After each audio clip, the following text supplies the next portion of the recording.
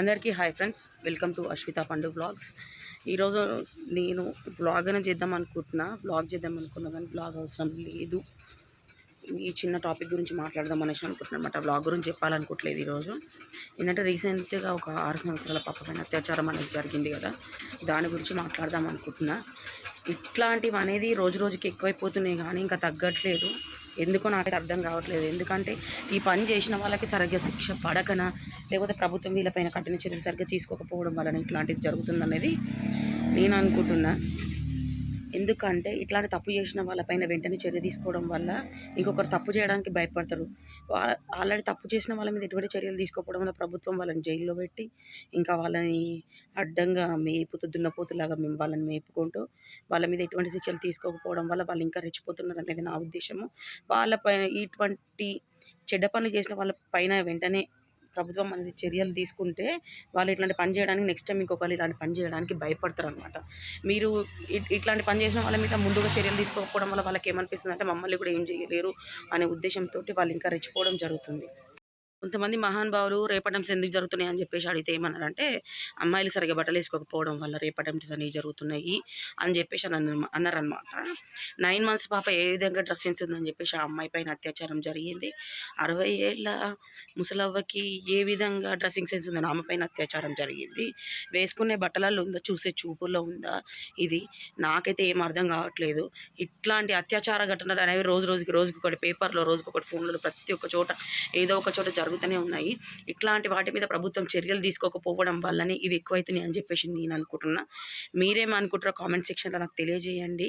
నేను మనస్ఫూర్తిగా కోరుకునేది ఏంటంటే, ప్రభుత్వం తీసుకునే చర్య ఇట్లాంటి పనులు చేసిన వాళ్ళ మీద తగిన చర్యలు తీసుకోవడం ద్వారా వెంటనే వాళ్ళని షూట్ చేసి చంపేయడం, ఏదో ఒకటి చేసేసి వాళ్ళ ప్రాణాలు తీసేయడం, వాళ్ళని ఏదో ఒకటి చేసి నెక్స్ట్ ఇంకొకరు ఆ పని చేయాలంటే భయపడే విధంగా ప్రభుత్వం అనేది చర్యలు తీసుకుంటే వాళ్ళు మారుతారని నా ఉద్దేశము. డ్రెస్సింగ్ సెన్స్ పైన ఏముండదని నేను అనుకుంటున్నా. ఎందుకంటే ఆడవాళ్ళ డ్రెస్సింగ్ సెన్స్ కూడా కొంతమంది కరెక్ట్గా ఉండదు, దానికి కూడా నేను ఏకీభవిస్తా. కాకపోతే మన డ్రెస్సింగ్ సెన్స్ కరెక్ట్గా ఉన్న వాళ్ళ పరిస్థితి ఏంది, వాళ్ళ మీద ఎందుకు అత్యాచారం జరుగుతుంది? 6 ఏళ్ళ పాపకి డ్రెస్సింగ్ సెన్స్ లేదు అని అనడం కరెక్ట్ కాదు కదా.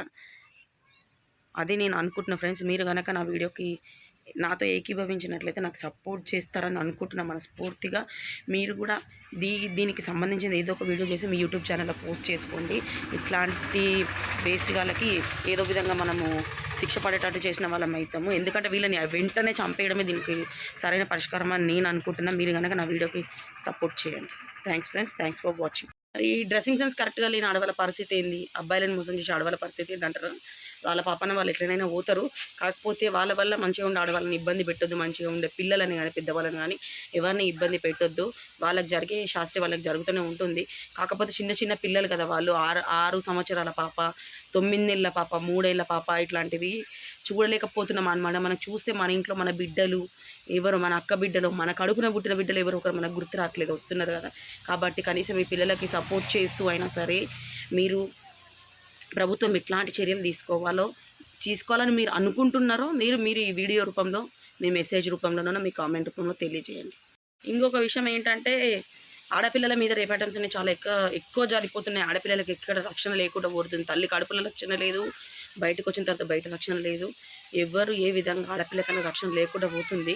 కాబట్టి ప్రతి ఒక్కరూ మీరు ఆడపిల్లలకి సపోర్ట్ చేస్తూ మీ వాట్సాప్లోనైనా, యూట్యూబ్లోనైనా, మీ సోషల్ మీడియా ప్లాట్ఫామ్లో ఏదో ఒక విధంగా ఆడపిల్లల గురించి ప్రభుత్వం ఎటువంటి కఠిన చర్యలు తీసుకోవాలని మీరు అనుకుంటున్నారు, దానికి సంబంధించి ఒక పోస్ట్ షేర్ చేసి మీరు అనేది ఆడపిల్లలకనే సపోర్ట్ చేస్తున్న విధంగా మీ యొక్క పోస్ట్ ఉండాలని మనస్ఫూర్తిగా కోరుకుంటున్నాను.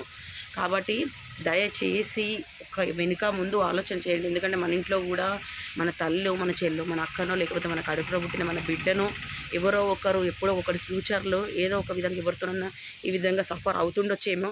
అట్లాంటిది జరగకుండా ఉండాలంటే ముందుగా మనము ఏ విధమైన జాగ్రత్తలు తీసుకోవాలన్నది ఈ విధంగా మనము వాళ్ళకి సపోర్ట్ చేయడం ద్వారా మన పిల్లలను కూడా ఫ్యూచర్లో కాపాడుకున్న వాళ్ళు అవుతాం. కాబట్టి మీరు తప్పకుండా నా వీడియో కానీ సపోర్ట్ చేయండి.